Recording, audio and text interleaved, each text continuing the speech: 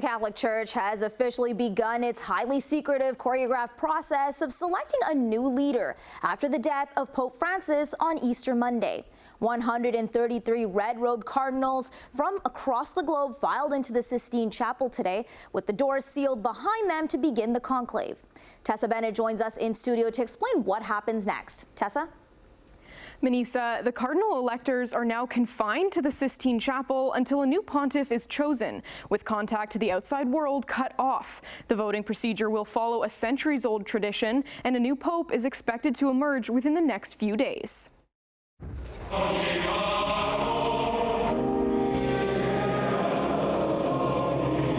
On Wednesday, gathering under ancient frescoes of Renaissance artists, 133 cardinals took an oath of secrecy before being sent into the Sistine Chapel and sealing themselves off from the outside world, where they began the process of selecting a new pope.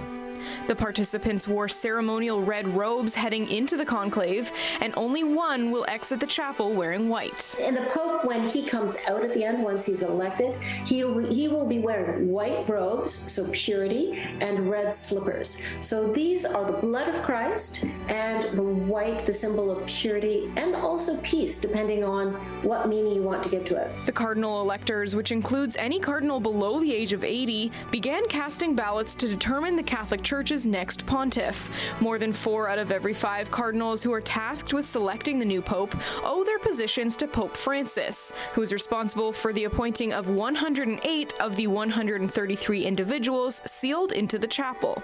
During his 12-year papacy, Pope Francis appointed over 20 individuals from countries who had never previously had a cardinal.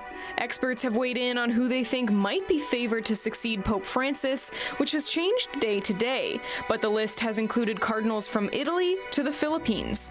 Each of the perceived frontrunners took an individual oath before voting today. Me Deus adjuvet, et haec sancta Dei Evangelia.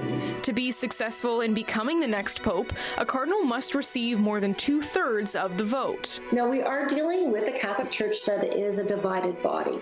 We do have very conservative sectors of the Church in many parts of the world, including in the United States, for example, but certainly in Africa.